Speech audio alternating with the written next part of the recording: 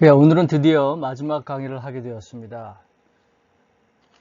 주제별로는 9번째 강의가 되지만 2개로 늘려서 했던 강의가 있었고요. 그리고 지난 짐승의 정체를 밝혀라 그 강의는 3번으로 나뉘어서 내용이 많고 좀 복잡한 부분들이 있어서 그 부분들을 자세히 다루다 보니까 강의가 3개로 늘었고, 오늘은 주제별 강의에서는 9번째, 그러나 마지막 12번째 강의가 되겠습니다.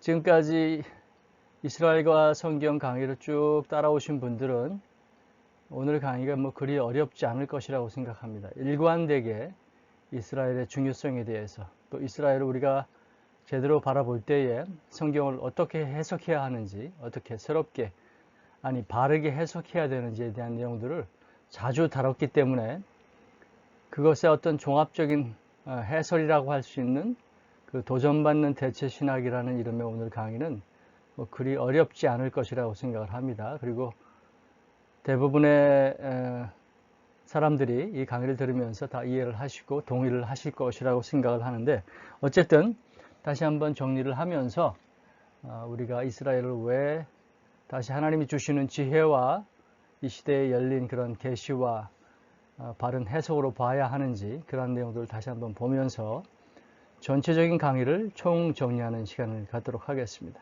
오늘 강의의 그 주제가 거의 핵심이죠. 이런 얘기를 하기 위해서 지금까지 이스라엘에 대해서 자세히 알아봤고요. 그 다음에 새롭게 이루어지고 있는 여러 가지 발굴에 대해서도 알아봤고요.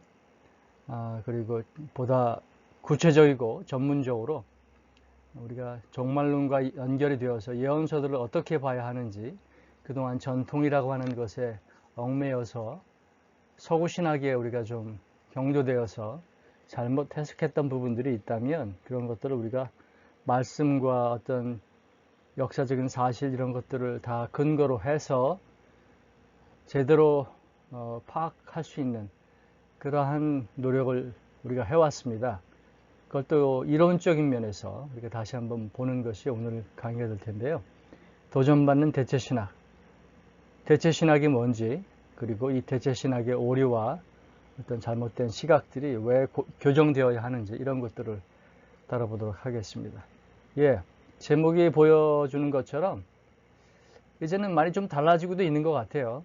아직도 대체신학이 뭔지도 모르고 이 어떤 관점에 빠져서 말씀을 잘못 해석하거나 설교하시는 분들이 많이 있습니다만, 대체신학의 오류와 어떤 잘못된 부분들을 지적하는 강의도 많고 어떤 자료들, 정보들이 많아지면서 많이 교정되고 있는데, 그럼에도 불구하고 아직도 이 대체신학에 근거해서 이 시대에 필요한 여러 가지 교회론, 종말론, 또 많은 다른 신학적 그 흐름들이 잘못 나가는 것이 보여지고 있습니다. 이런 것들을 한번 근본적으로 점검해보는 그러한 시간이 될 줄을 믿습니다. 저희가 강의를 처음 시작할 때에 주요 교재로 사용한다고 알려드렸던 2 교재가 있었죠. 이스라엘 아세요? 라고 하는 이스라엘에 대한 어떤 전반적인 것들을 다뤄주는 두꺼운 책이 아니었습니다. 그러나 중요한 신학적인 문제들, 이스라엘이 왜 중요한지를 알려주는 그러한 교재를 가지고 우리가 공부를 해왔고요. 그리고 시온의 대로, 이스라엘 포럼 출판사에서 나온 이 시온의 대로를 가지고 오늘은 다시 한번 대체신학이 어떻게 우리의 성경을 보는 눈을 잘못, 그 관점을, 시각을 잘못 갖게 했는지, 그런 내용들을 한번 살펴보고 우리의 생각을, 성경적인 시각을 점검해보는 그러한 시간을 갖도록 하겠습니다. 아까 말씀드렸듯이 오늘 이 강의까지 계속 잘 따라오신 분들은, 충실하게 그 강의를 들어오신 분들은 제가 오늘 드리는 말씀이 어떤 내용인지를 대충 짐작을 하실 텐데, 그래도 다시 한번 정리하는 입장에서 다뤄보도록 하겠습니다. 대체주의란 뭔가? 하나님의 선민 이스라엘은 율법을 지키는데 실패했고 그들은 예수를 죽인 민족이고 그러므로 선민의 나라로서의 지위를 빼앗겼다. 그리고 교회에 새 이스라엘의 지위 혹은 미래가 주어졌다. 이 시대의 마지막 사명, 주님이 다시 오시는 그날까지 우리가 세계 선교를 담당해야 하는 그러한 사명이나 그 어떤 주님의 자녀로서의 지위가 이젠 달라졌다. 이제 이스라엘의 역할은 끝났고 교회에 그 사명이 주어졌다. 그 지위가 주어졌다. 뭐 이러한 것이 핵심이 되겠죠. 이러한 생각을 가진 바탕 위에 많은 이론들이, 학설들이 나오기 시작했죠. 그런데 예수께서 오신 목적은 그와는 반대로 이스라엘 회복을 통해서 열방을 구원하시는 것이다. 이스라엘의 회복을 통해서 이스라엘이 도외시되고 무시되고 이제 그 역할이 끝난 것이 아니라 이스라엘이 회복되는 때에 열방의 구원도 함께 이루어진다. 뭐 이러한 것이 오늘의 그 공부의 핵심이 되겠습니다. 이스라엘이 무시되고 그 역할이 끝난 것이 아니라 예수와 안에서 이스라엘의 역할과 이방 크리스천들의 역할이 하나의 통합을 이루면서 한 세 사람을 이루면서 주님께서 이 시대의 소명을 감당하게 하신다. 이러한 것이 되겠죠. 에베소서 2장 15절. 우리는 이 말씀을 수차 성경을 많이 읽으시는 분들은 늘 보시는 말씀입니다만 그저 영적인 의미로 예수 안에서 우리는 모두 하나다라고 하는 그러한 생각을 갖고 있었는데요. 그게 다 틀린 건 아니죠. 예수 안에서는 이방인이든 유대인이든 예수를 구주로 주인으로 모시면 다 한 사람이 되죠. 그런데 이 개인적인 차원에서 예수 안에서 거듭나고 전 우주적인 교회 공동체 안에 일원으로 되는 것도 맞는 얘기지만 그러나 민족적으로 이스라엘이라고 하는 한 국가적인 의미에서의 그들과 이방인 나라들과의 어떤 연합도 한 세 사람을 이루는 중요한 모티브가 됩니다. 그것을 하나님께서 하신다는 거죠. 그 중간에 막힌 담을 허시는 그 이유가 거기에 있다고 하는 것이죠. 민족적인, 국가적인 화해와 하나됨. 그것도 중요하다고 하는 것이죠. 그리고 예수께서 유대인이셨죠. 예수님께서 유대인인 것을 우리가 과소평가하고 그저 우리가 교회니까 그리스도의 몸된 교회를 말할 때는 우리를 말씀하시는 것처럼 생각하고 유대인이셨던 예수님에 대해서 우리가 잘 이해를 하지 못했습니다. 별것 아닌 것 같이 생각을 했는데 우리의 생각이 맞다고 보았는데 그것이 약간의 어떤 그 예수님의 진정한 가르침에서 그분의 이 땅에 오심에 또 어떤 분으로 오셨는지에 대한 오해가 있다 보니까 성경을 보는 눈이 크게 달라지는 그런 엉뚱한 일이 벌어지게 되었습니다. 그러므로 장대한 구속 역사 안에서 이스라엘의 국가적인, 민족적인, 지리적인 의미를 찾아야 한다 라고 하는 것이 오늘 강의 또 주제가 되겠습니다. 말씀을 하나 보실까요? 에베소서 2장 15절에 보면 법조문으로 된 계명의 율법을 폐하셨으니 이는 이 둘로 자기 안에서 한 세 사람을 지어 화평하게 하시고 이 말씀뿐만 아니라 앞뒤 그 구절들의 문맥을 보면 국가적인 차원에서도 주님께서 이방인과 유대인의 그 화평을 이루시는 그러한 역할을 주님께서 하신다라고 하는 것을 우리가 분명히 알 수 있습니다. 그러나 교회는 그동안 잘못된 생각을 가지고 있었다. 최후의 심판 때까지 이스라엘은 전혀 미래가 없다. 또 기독교 신학자들이, 많은 신학자들이 이스라엘의 미래에 대한 하나님의 언약적 약속은 교회로 이전되었다. 이러한 신학적 결론이 어디서, 말씀 어디에서 그 근거를 따왔을까요?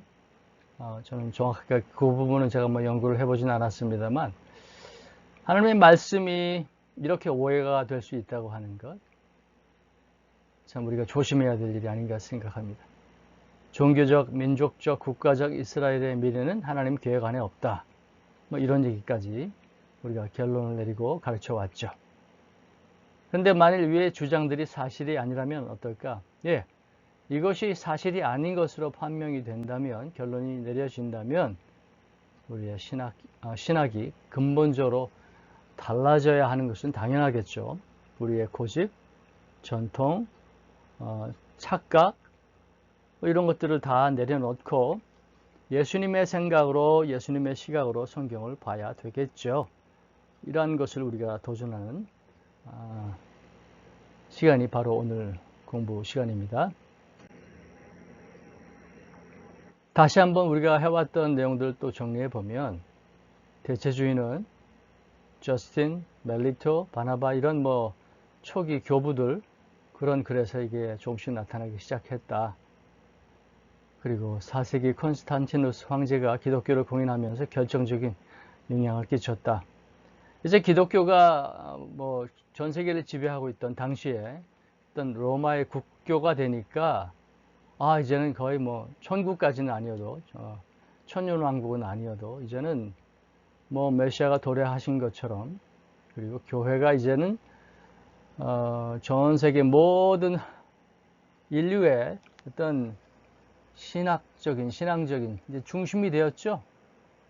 그러면서 이제는 교회가 가장 중요한, 그러한 인간의 삶에 있어서, 생활에 있어서 중요한 역할을 하는 뭐 그런 것이 되었고, 이스라엘은 실패했다 라는 이제 결론이 내려지니까 뭐 대체주의가 더욱더 힘을 받게 되는 그러한 일들이 벌어지기 시작했습니다. 그리고 교부였던 오리게네스와 그의 제자 유세비우스가 대체신학을 체계화했다. 그리고 아우구스티누스도 이것을 조직적으로 정리했고 하나님의 도성을 발견하게 되었다. 뭐 이러한 그런 교부들의 그 가르침이 있었다는 것을 초기에 우리가 알 수 있습니다. 그 하나님께서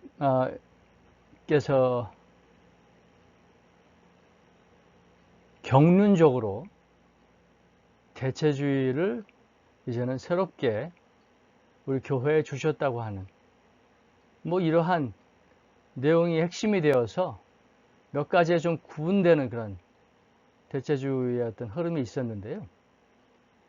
우선 가장 단순하게 생각해서 처벌적 대체주의가 있었다. 하나님의 징벌로 이스라엘을 버리셨다.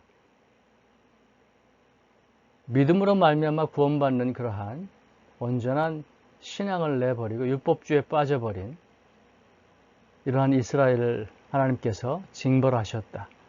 특히 예수께서 십자가에 달려 돌아가심으로 그분의 구원 사역을, 복음의 의미를 저버렸을 때 하나님은 이스라엘을 징벌할 수밖에 없었다. 뭐 이런 것이 처벌적 대체주의가 되겠죠. 퓨너티브라고 하는 이러한 생각이 좀 바탕에 깔려 있고요. 아까 말씀드린 것처럼 경륜적, 이코노믹, 이스라엘에 관련된 모든 것들은 기독교에 의해서 구현되었다. 하나의 그림자, 상징에 불과하셨다고 하는 것이죠. 유대계의 모든 것은 육신적인 상징에 불과했다. 이제는 효용이 끝났다고 하는 것.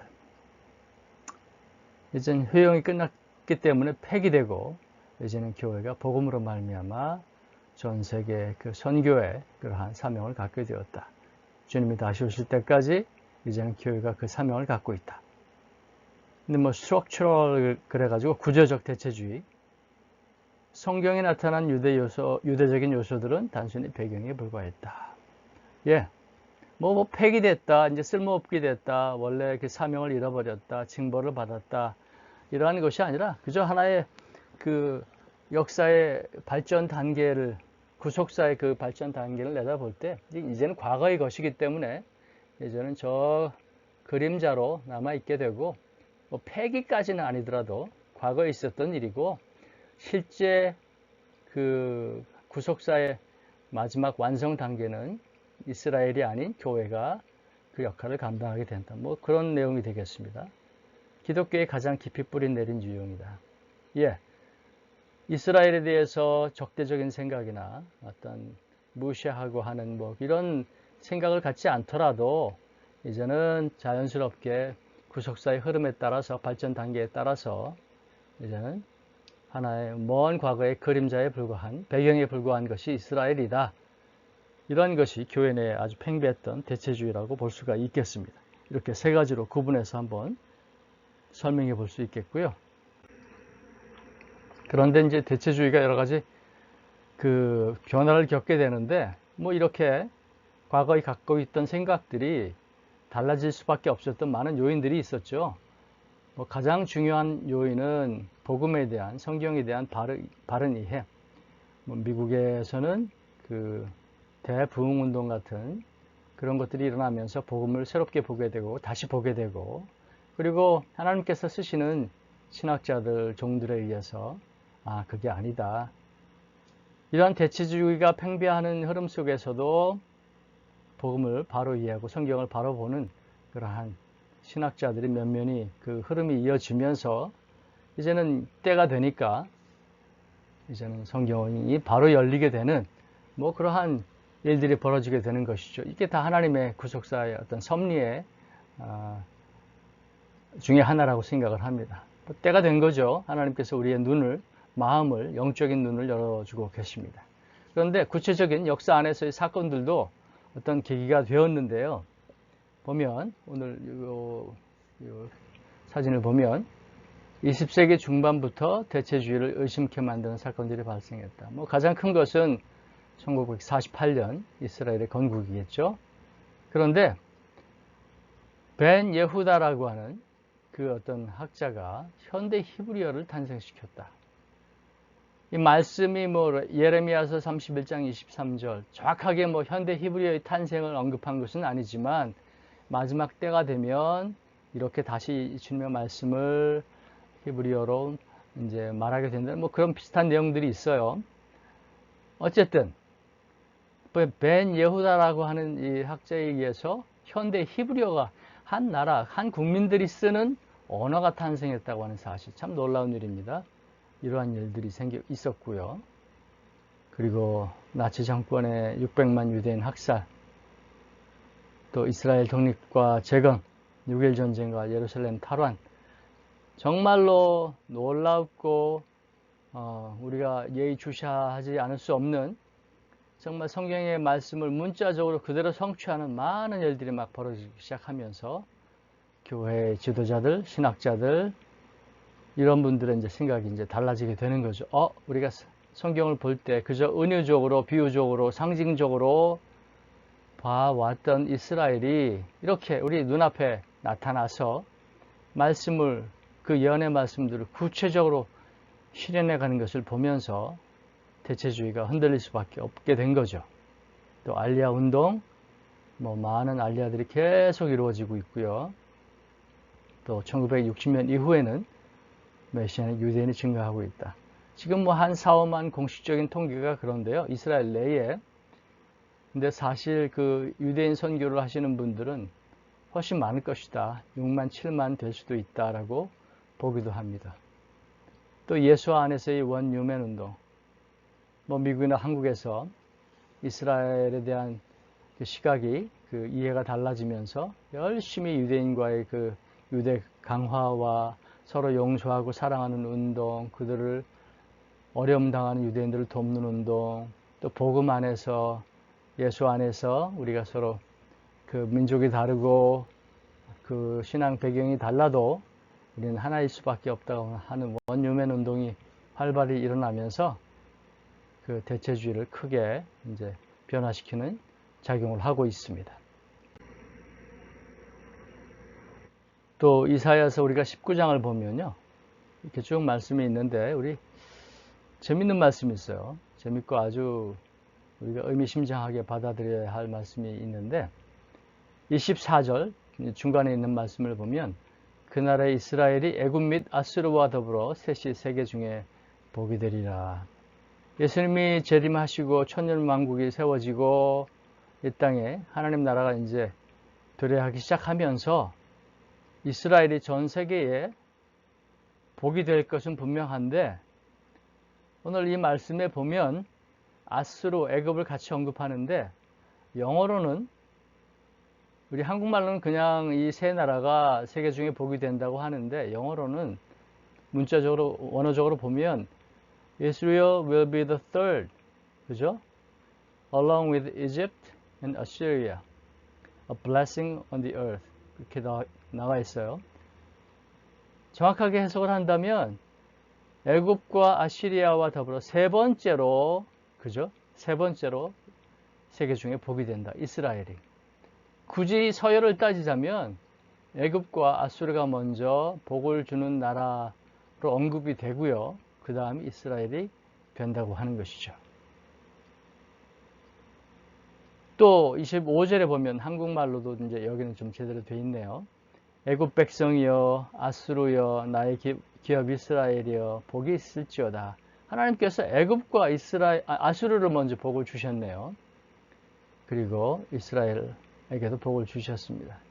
뭐 이 순서가 중요하다 뭐 이렇게 너무 뭐 주장할 수는 없을지 모르겠습니다만 마지막 때가 되어서 하나님께서 구원의 그 섭리를 구속사를 완성하실 때에 이스라엘만 특별 대우를 받는 것이 아니라 하나님께서 이렇게 모든 열방과 함께 원유맨이 되게 하시고 모든 민족의 구원과 복을 주시는 그러한 역할을 담당하게 한다라고 하는 것이죠.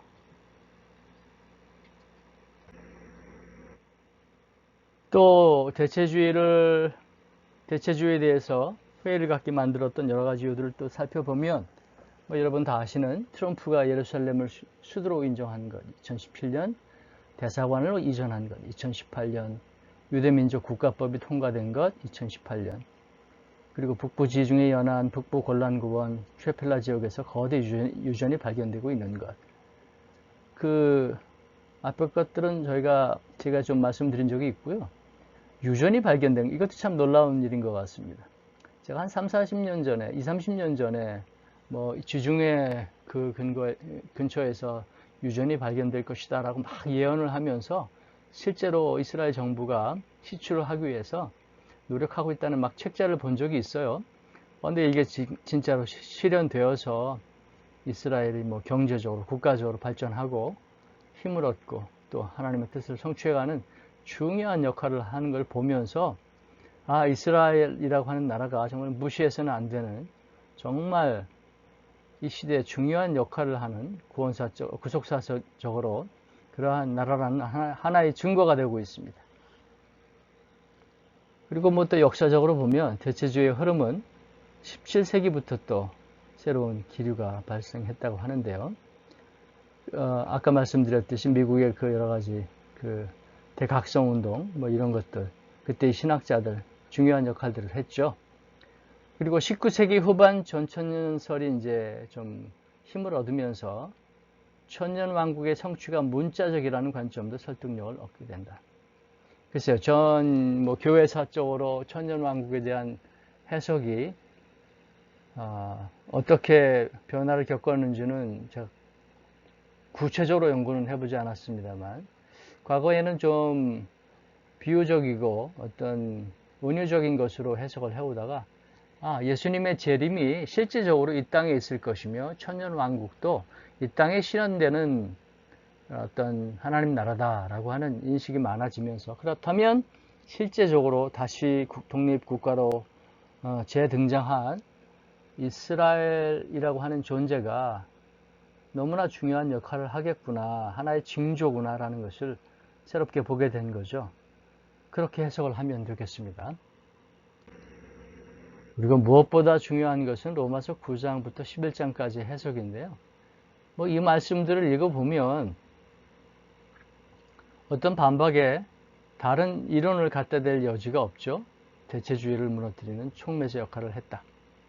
그 크랜필 로마서 주석을 보면 이 로마서 9장부터 11장은 교회가 유대인들의 자리를 단번에 완전히 대체했다고 말하는 것을 단호히 금지한다. 뭐 그럴 수밖에 없을 겁니다. 한번 읽어보시면 이스라엘의 과거가 이제 9장에 언급되어 있고 이스라엘의 거부, 이스라엘의 회복, 왜 이런 말씀을 읽으면서 대체주의가 이렇게 걱정을 부렸는지 어떤 면에서는 잘 이해하기가 쉽지가 않습니다. 또 예수님께서도 이스라엘 회복에 대해서 누차 말씀을 하셨죠. 예수와 예수님의 사역은 이스라엘 회복에 대한 예수님의 생각을 먼저 이해하지 않으면 이해될 수가 없죠. 그리고 영적이며 정치적, 개별적이며 국가적 이러한 이스라엘의 회복을 얘기하는 것이 우리가 영적 이스라엘인데 우리가 회복된다 그런 의미가 아니죠. 근데 우리가 그것을 오해하고 있었습니다. 또 짐 스캇이라고 하는 학자는 예수와는 이스라엘 회복의 비전을 위해서 사셨다. 이게 다 말씀력의 근거들이 있습니다. 또 예수와는 약속한 나라를 가져오시고 사도들은 12지파를 다스린다. 영토 회복의 중요성. 영토까지도 그죠?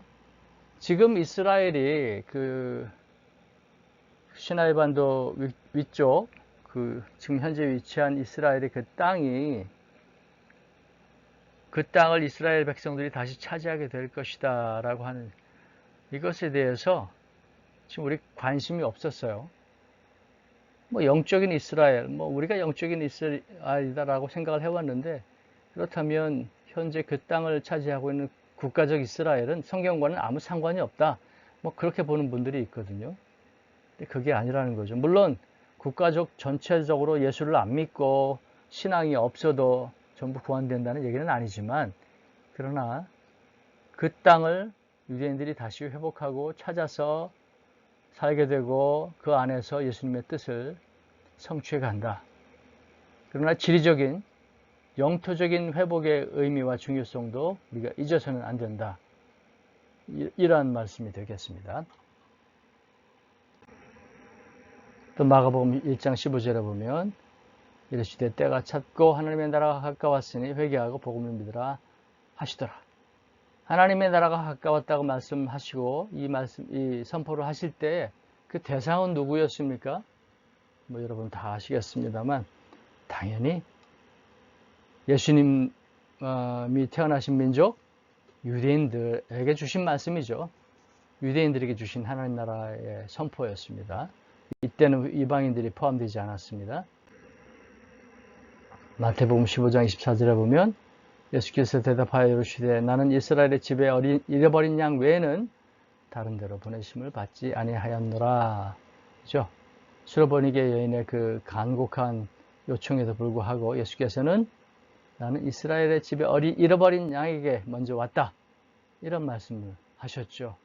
아주 냉철하고 싸늘한 주님의 반응이셨습니다만 실제 예수님의 그 사명은 첫째로 유대인들에게 향했습니다. 그들을 버리시지 않았다는 얘기죠. 또 누가복음 22장에 보면 하나님께서 내 아버지께서 나를 내게 맡기신 것 같이 나도 너희에게 맡겨 너희로 내 나라에 있어 내 상에서 먹고 마시며 또는 보좌에 앉아 이스라엘 12지파를 다스리게 하려 하노라.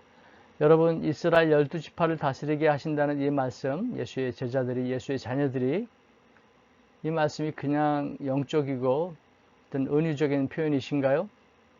그렇게 보지 않습니다. 실제 이스라엘 12지파를 다스리게 되는 사람들은 아마 예수의 자녀들이었던 그런 주님을 따르는 그 유대인들이었을 것입니다.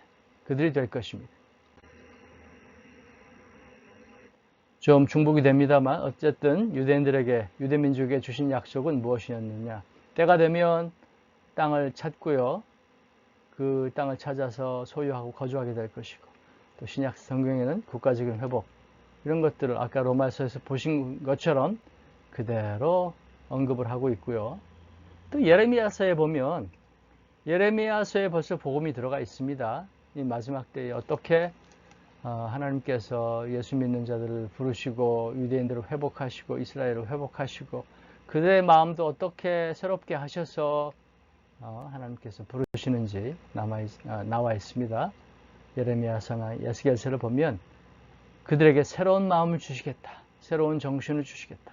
그리고 계속 국가로 남아서 안전하게 살게 해주시겠다. 이런 말씀들을 주시고 계십니다.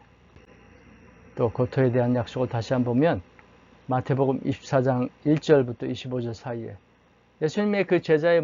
예수님께서 제자들과 나누신 대화의 그 문맥을 보면 진정한 이스라엘의 회복을 말씀하실 때 단순히 영적인 것 혹은 뭐 전 세계 영적으로 모든 믿는 자들의 어떤 회복을 말씀하지 않으셨습니다. 그리고 땅을 말씀하실 때 the earth, 그저 전 지구적인 어떤 상징적인 의미가 아니라 the land, 실제적으로 이스라엘 사람들이, 유대인들이 회복하게 될 그 땅을 의미하셨습니다.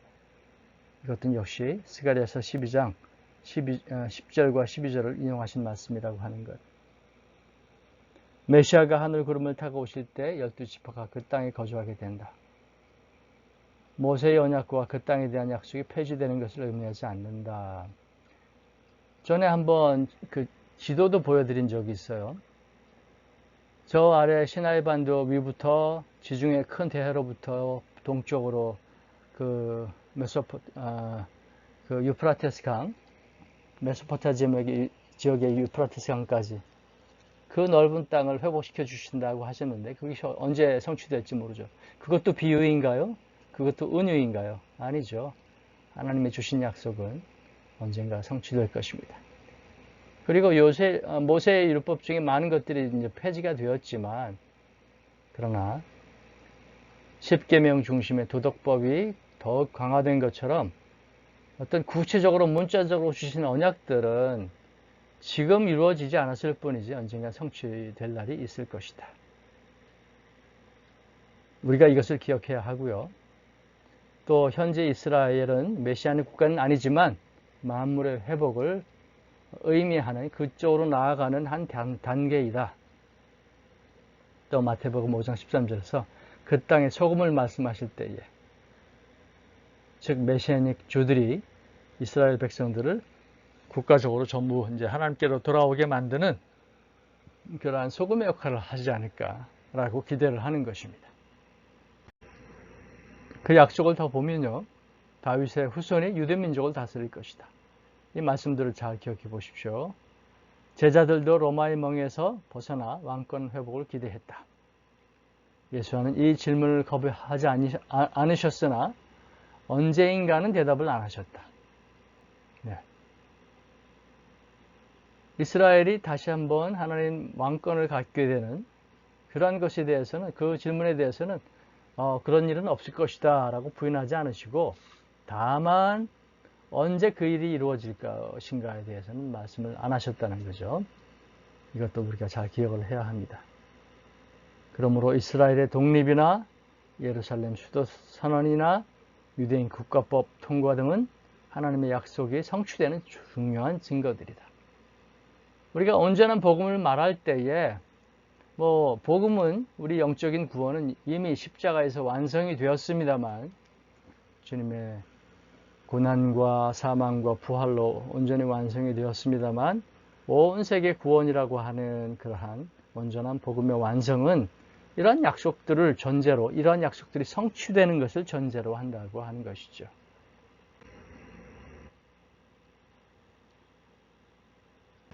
자, 그러면 이스라엘 아세오를 중심으로 해서 대체주의에 대해서 우리가 좀 살펴보았는데요. 이번에는 시온의 대로 이 책을 좀 인용하면서 조금 더 보완할 수 있는 내용들을 한번 다뤄보도록 하겠습니다. 교회사에 나타난 대체 신학을 좀 살펴볼 필요가 있는데요. 우리가 그 대체 신학을 통해서 우리가 어떻게 교회가 잘못 흐름을 이어왔는지, 성경에 대한 오해를 해왔는지 이런 것들을 한번 살펴보는 것도 중요하다고 생각을 합니다. 좀 중복되는 부분이 있을 수도 있습니다만, 저스틴이라고 하는 교부는 160년경에 처음으로 교회를 이스라엘로 정의했다. 터툴리안도 형이 동생을 섬길 것이다. 또 이스라엘이 교회에 굴종할 것이다. 이렇게 해석을 했다고 합니다. 형이라면 유대인들이고 동생이라면 교회가 되겠죠. 또 유세비우스는 컨스탄틴의 통치를 메시아의 잔치로 보았다. 이제는 메시아가 거의 도래하신 것처럼, 다시 오신 것처럼, 이제는 하나님 나라가 거의 완성이 된 것처럼 생각을 했다고 하는 거죠. 가장 강대한 제국이었던 로마의 그 국교가 되었으니 크리스천들에게는 내 세상을 만난 듯한 생각을 가졌는지도 모르겠습니다. 그러니 유대인들의 역할은 정말 끝났다고 본 것이 되겠죠. 또 중세시대 때는 어떤 일부의 적은 신학자들, 교부들을 빼고는 대부분 대체 신학으로 갔다. 그 길을 갔다. 하지만 토마스 아퀴나스는 이런 말도 했다고 해요. 이방인들이 회심한 후에 모든 이스라엘이 구원을 받을 것이다. 그리고 루페시사의 요한, 신도미노의 제랄드 이런 당시 학자들도 고토 회복을 언급을 했다. 가뭄에 콩나듯이 이렇게 일부 좀 하나님께서 눈을 열어주신 신학자들은 이런 언급도 했습니다만 전체적으로는 교회가 이스라엘의 역할이 끝났다고 보고 그들을 박해하고 무시하고 그랬던 그런 것이 교회사에 나타난 흐름이었습니다. 여기서 우리가 반드시 언급해야 할 신학자이자 종교개혁가 마틴 루터를 우리가 한번 봐야 되는데요. 여기 이렇게 써 있습니다. 가혹한 대체주의의 입장을 가졌다.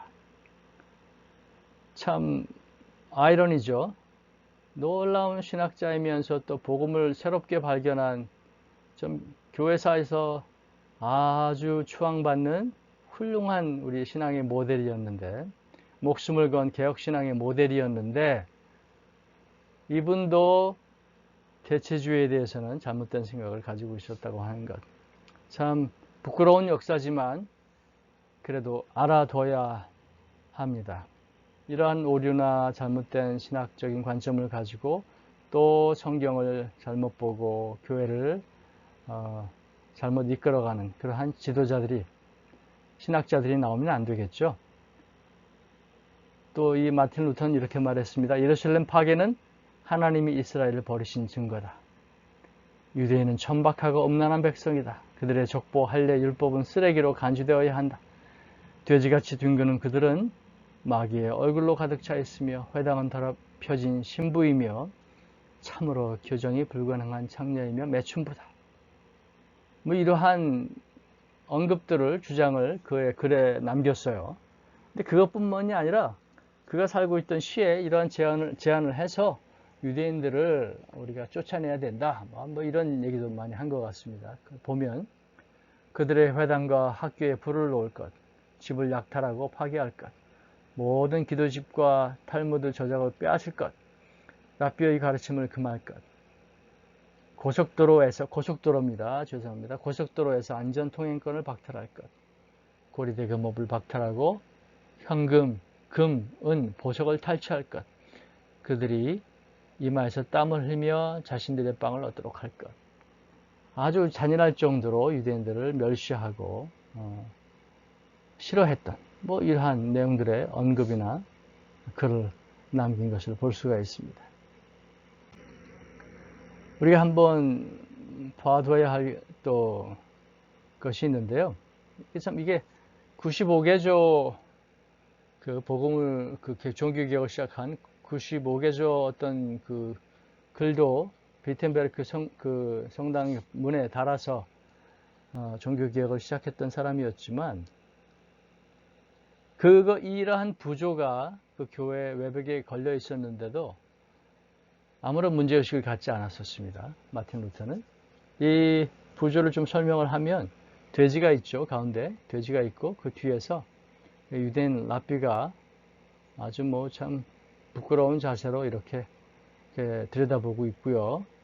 그리고 아래는 유대인들이 돼지의 그 젖을 빠는 이러한 모습들을 아주 공공연한 장소에 노골적으로 부조를 남겨서 유대인들에 대한 그러한 혐오감을 그대로 나타내었습니다. 이런 것이 지금까지 거의 700년 가까이 있다고 하는데, 근데 아직도 이게 없어지지 않았어요. 그래서 이것을 없애달라고, 제거해달라고 하는 청원도 들어가고 했는데, 그냥 역사적 유물이니까 그대로 남겨두는 건지, 부끄럽고 참 치욕적인 역사이긴 해도 우리가 기억해야 된다는 의미로 놔두고 있는 것인지는 모르겠습니다.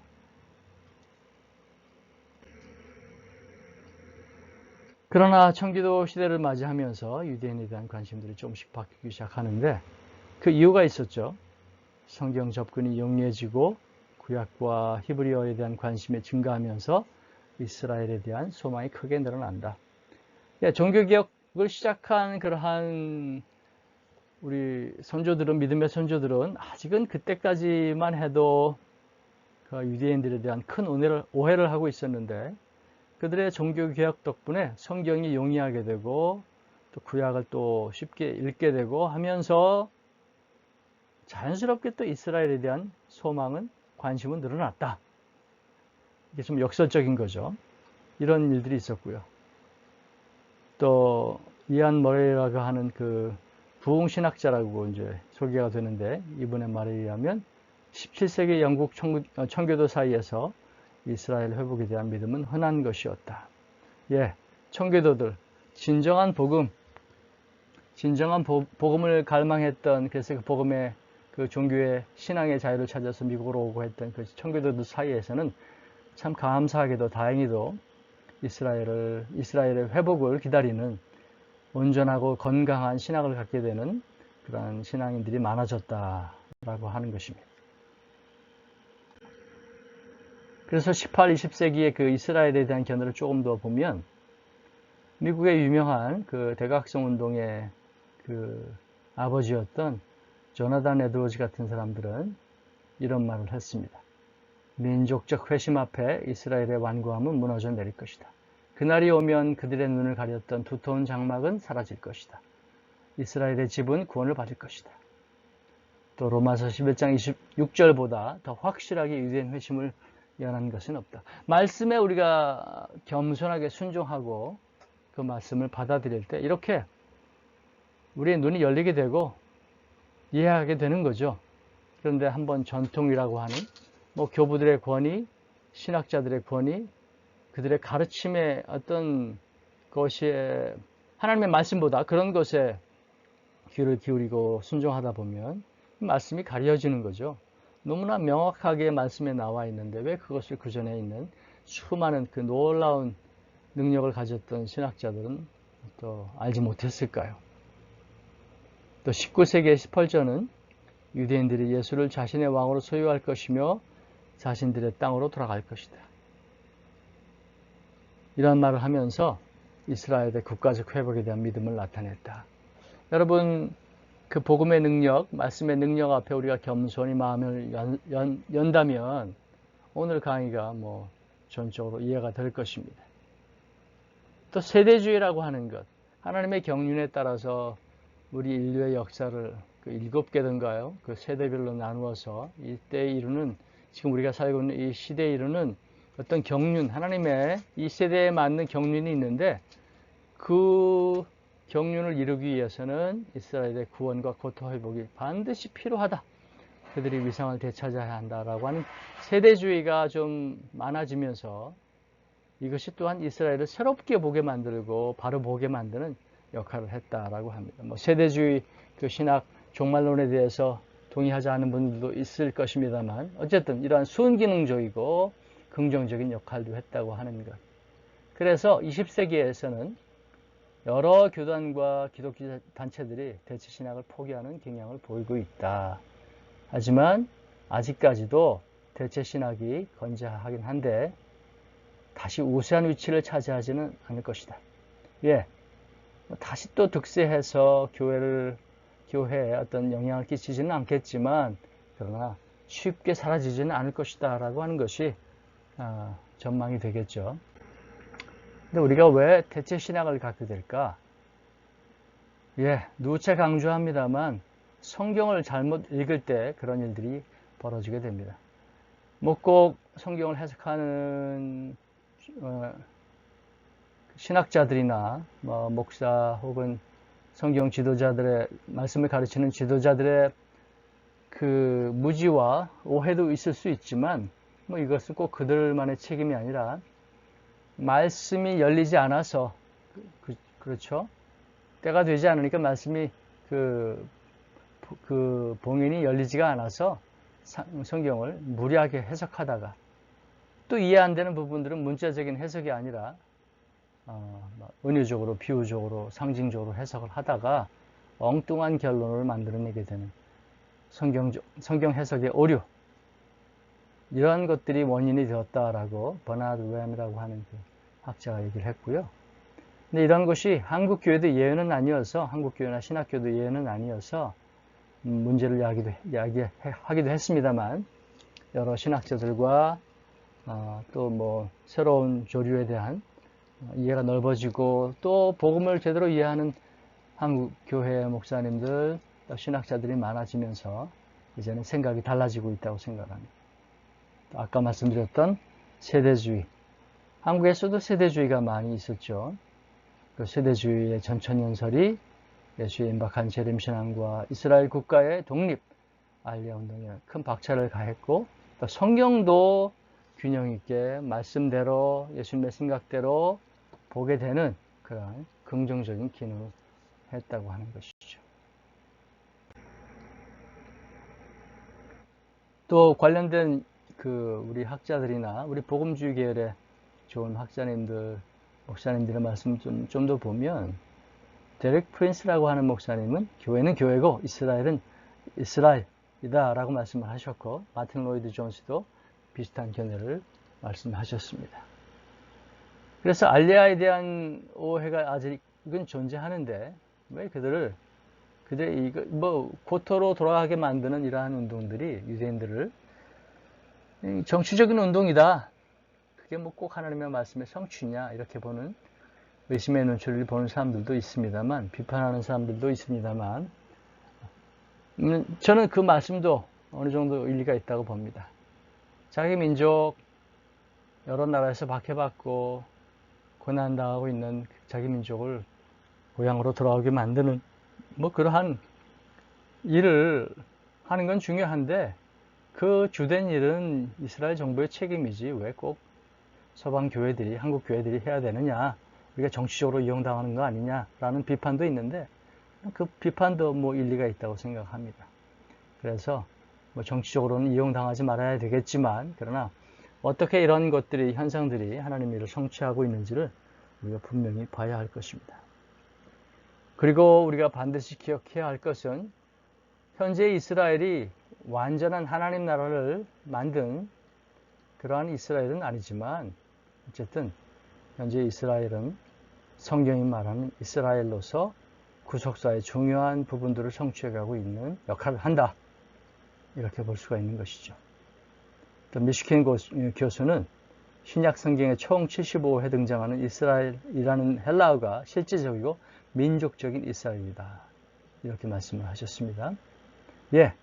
현재 이스라엘 말고 또 다른 이스라엘을 우리가 기다려야 할까요? 아니면 계속 영적으로 해석을 해야 할까요? 그렇지 않습니다. 1948년 독립한 이스라엘은 분명히 하나님께서 쓰시는 마지막 때임을 보여주시고 구속사를 완성해 가시는 그 징조라는 것을 누구도 부인할 수가 없습니다. 그런데 이 마지막에 나와 있는 그 설명이 중요한데요. 큰 그림을 볼 때 유대인과 이방인으로 나뉘어서 구속사가 진행되고 있다. 제가 이 부분들을 짐승의 정체를 밝혀라 그 강의에서 충분히 설명을 할 시간이 없었는데, 그렇습니다. 성경은 분명히 유대인을 중심으로 예수님의 재림과 하나님 나라의 완성을, 구속사의 완성을 언급하고 있습니다. 그 안에서 이스라엘의 역할은 너무나도 중요합니다. 그런데 적그리스도가 출현해서 이스라엘을 박해하고 거룩한 곳에서 자기를 하나님의 그 지위로 높이고, 또 믿는 자들 혹은 또 유대인들을 박해하는 그러한 성경적인 예언과 어떤 징조와 말씀의 가르침과 병행해서 전 세계를, 이방인들을 대상으로 역시 마지막 때의 징조들이 성취되어 가고 있습니다. 그래서 구속사는 유대인과 이방인 이 둘로 나뉘어서 동시에 진행되고 있는데, 그래서 이 마지막 7년 환란이 유대인들에게만 해당되는 것이다, 이렇게 말할 수 없어요. 말씀 속에서는 그것을 중심으로 기록되고 있지만, 7년 환란 기간 동안 전 세계 수많은 이방인들 나라에서 살아가고 있는 우리 크리스천들도 그 7년 환란에 그런 고난에 동참하게 될 것입니다. 또 이 문제는 7년 환란 전 휴거냐 아니면 환란 통과나 뭐 여러 가지 그러한 신학적인 해석들, 종말론에 관련된 해석들이 있지만 그건 나중에 또 기회 한번 다뤄보기로 하고요. 언제 예수님이 오시느냐 이 문제는 나중에 다뤄볼 문제고요. 그러나 구속사의 흐름에 있어서 이 유대인과 이방인으로 구분해야 하고 동시에 진행되고 있는데 성경의 기록은 이스라엘과 유대인을 중심으로 기록되고 서술되고 있다, 예언되고 있다 하는 이 사실을 우리가 분명히 알아야 할 것입니다. 그렇다면 유대인들이 중심이고 우리는 그저 변방인 별로 중요하지 않는 사람들이냐? 그렇지 않죠. 성경은 분명히 진정한 이스라엘, 진정한 유대인이 누구냐에 대해서 우리에게 가르침을 주고 있습니다. 벤 메일이라고 하는 또 학자는 민족적으로 유대인이더라도 진정으로 언약에 거하지 않는 자는 이스라엘이 아니다. 그렇죠. 뭐 혈통적으로 유대인이라고 해서 그들이 다 하나님과의 언약을 성취해가는 그러한 하나님의 자녀라는 뜻인가요? 그게 아니죠. 이스라엘은 그 어느 나라보다도 세속적이고 타락한 그러한 문화와 습성을 가진 나라입니다. 매년 텔아비브에서 전 세계에서 가장 큰 동성애 축제가 열리는 것만 봐도 일부 숫자는 많지만 종교인들을 제외하고는 대부분이 아주 세속적이고 세상 문화에 젖어 있는 그러한 나라인 것을 가서 보시면 아실 수가 있습니다. 또 마틴 로이드 존스도 이스라엘에게서 난 그들이 다 이스라엘이 아니다라고 말씀을 하셨고요. 그러므로 이스라엘에 대한 이중적인 이해가 필요하다. 민족적, 국가적, 가시적 이스라엘, 거듭난 백성으로서의 이스라엘, 이 두 부류로 이해를 할 필요가 있다. 민족적, 국가적, 가시적 이스라엘을 우리가 무시해서는 안 되고 분명히 구속사적인 흐름에서 이들의 역할이 있지만 진정한 이스라엘, 유대인은 거듭난 백성이다. 메시아닉 주다. 진정으로 거듭난 메시아닉 주. 이들이 어쩌면 남은 자들이 될지도 모르죠. 그것은 아직 더 공부를 해봐야 합니다만 이렇게 구분해서 볼 필요가 있다. 그리고 로마서에서 표면적 유대인이 아니요, 이면적 유대인이다. 마음으로 진정으로 거듭나서 예수를 주로 구주로 영접한 자만이 유대인이 되겠죠. 그러므로 진정한 유대인이란 예수님을 중심에 받아들이고 마음의 할례를 받은 자다. 진정으로 거듭난 크리스천이 유대인이다. 즉, 이 말씀을 오늘 공부를 함께 하고 있는 여러분들이 진정으로 거듭난 크리스천이라면 여러분이 진정한 이스라엘입니다. 유대인입니다. 혈통적으로, 지역적으로 우리는 전혀 그들과 구분이 되지만 성경에서는 그러한 자들을 이제 한 세 사람을 만들어서 진정한 이스라엘 사람, 유대인으로 우리를 부르고 있다라고 가르치고 있습니다. 또 이스라엘 안의 교회, 그러므로 이스라엘 안에 교회가 있고요. 교회 안에 진정한 이스라엘 사람, 유대인들이 있다고 하는 것이죠. 하나님의 백성은 누구냐? 내 씨로 말미암아 천하 만민이 복을 얻으리라. 그렇죠. 아브라함에게 주신 말씀입니다만 천하 만민입니다. 유대인만 복을 얻지 않습니다. 모든 아브라함의 후손들 가운데 복을 받는 백성들 안에는 이방인도 포함되어 있습니다. 모든 믿는 자들, 그 믿음의 전통을, 그 믿음의 가르침을, 그 고유한 신앙의 유산을 이어받은 모든 사람들이 이방인을 포함해서 하나님의 백성이 될 것입니다. 모델이 되는 교회가 있다. 안디옥 교회. 유대인과 이방인들이 함께 거했죠. 이스라엘 안에서 이런 교회가 벌써 존재하기 시작했습니다. 세 사람이 된 사람들이 함께 혈통과 상관없이 함께 하나님의 백성이 되었습니다. 또 성경에 보면 하나님의 교회, 하나님의 이스라엘 이러한 표현들이 나오는데요.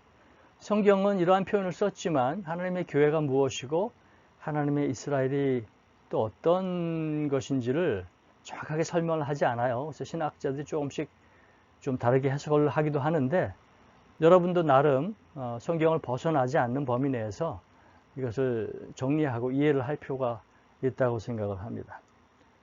갈라디아서 6장 16절에 있는 하나님의 이스라엘은 뭘까? 피터 축하하라라고 하는 이 신학자는 진정으로 믿는 유대인들이다. 또 마이클 블락은 유대인으로서 그리스도인이 된 사람들이다. 이렇게 설명을 했고요. 또 사도 바울은 유대인과 이방인의 구분이 분명히 있다고 가르치고 있죠. First to the Jew, 그렇죠? Second to the Greek이 되죠. 유대인들에게 먼저 복음을 전하고 그 다음 이방인들에게 순서가 있다. 그들의 역할이 다르다. 그러나 그들은 예수 안에서 그 막힌 담이 허물어지고 새 사람이 되었다. 이러한 의미가 되겠습니다. 또 고린도전서 10장 32절에 보면 유대인에게나 헬라인에게나 하나님의 교회에나 이렇게 이런 표현을 쓰고 있는데요. 유대인, 헬라인, 하나님의 교회를 구분했어요. 그런데 안디옥 교회처럼 왜 이렇게 그 사도 바울이 이런 표현을 썼는지 안디옥 교회를 보면 이해가 될 것입니다. 믿지 않는 유대인들, 헬라인들 당연히 구분되죠.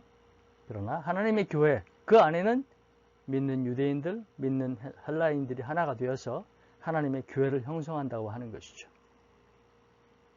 그렇죠? 혈통적인 유대인, 혈통적인 이방인들이 따로 있을 것이고, 그러나 믿게 되면, 진정으로 거듭난 크리스천이 되면 그러한 신자들이 모여서 구성된 교회가, 그것이 하나님의 교회다. 이렇게 설명할 수 있겠습니다. 또 버나드 램 교수는 하나님의 이스라엘은 그리스도의 십자가와 새 창조만으로 말미암은 하나님의 참 백성이다. 또 믿는 유대인 또는 믿는 유대인과 믿은 이방인으로 구성된 하나님의 백성 중 어느 것일까요? 예, 그렇습니다. 믿는 유대인과 믿은 이방인들이 함께 모여 하나님의 백성을 이룰 때에 그것이 하나님의 교회가 된다는 의미가 되겠죠. 이렇게 이해하면 되겠습니다. 그걸 조금 더 설명을 하면 또 하나님의 이스라엘이라는 표현도 나오는데 팔머 와버슨 신학자는 옛 언약의 이스라엘이라 지칭하는 땅은 새 언약의 전 세계의 하나님의 땅으로 확대된 것을 의미한다. 이분은 이제 이스라엘 그 새 언약 속에서는 그 의미가 크게 확장되어서 그 지역적인 한계에 묶이는 것이 아니라 전 세계를 향한 하나님의 땅으로 확대되어서 우리 하나님 나라 전체가 하나님의 이스라엘이다 라고 설명을 하고 있습니다. 또 그리스도 예수 안에서 새로운 피조물, 유대인과 이방인의 구별을 철폐한 한 새 사람, 하나님의 권석이 하나님의 이스라엘이다. 그렇죠? 구속자를 만들어가는 과정 속에서 이스라엘의 역할을 강조하다 보면 참 이스라엘이 누구인가를 알게 되고 그 이스라엘이라고 하는 그 역할에 우리도 포함, 이방인이었던 우리도 포함되고 또 하나님의 교회가 이제 마지막에 우뚝이 선다고 하는 의미에서 하나님의 교회, 즉 안디옥 교회가 모델이 되었던 그러한 의미에서 예수 그리스도의 몸된 교회를 강조하다 보면 그 몸된 교회 안에는 유대인, 헬라인 그런 혈통적인 것만 따질 것이 아니라 참 믿음 안에서 하나가 된 그들이 모이게 될 것이다. 이렇게 보면 된다는 것이죠. 하나님의 교회, 하나님의 이스라엘. 약간 표현은 다르지만 같은 것을 어떤 좀 역할에 따라서 구분해서 설명할 때 하나님의 교회, 하나님의 이스라엘. 같은 말이라고 생각을 합니다. 이렇게 볼 수가 있겠습니다. 어쨌든 대체주의의 그 오류를 우리가 벗어나서 예수 안에서 새 사람이 되는 것의 중요성을 알게 되었고 그걸 통해서 우리가 성경을 어떻게 봐야 하고 이스라엘의 역할을 어떻게 이해해야 하는지 이런 것들을 우리가 살펴봤습니다.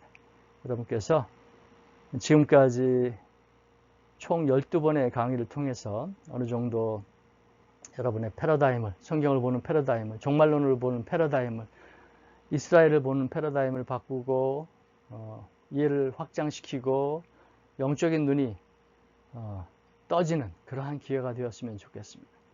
말씀에 근거한다면 여러 가지 자유로운 토론이나 여러 가지 반대 주장들 이런 것들을 우리는 자유롭게 할 수 있고 말씀 안에서 주님께 그 말씀의 가르침에 순종할 수 있는 그러한 자세를 갖기를 원합니다. 여러분 길다면 길고 짧다면 짧은 12번의 강의를 통해서 여러분의 사역과 또 교회에서의 모든 섬김들이 더 큰 복이 있기를 바라고요. 늘 주님 안에서 평안하시기를 간절히 기도합니다. 여러분들 정말 큰 수고하셨습니다. 감사합니다.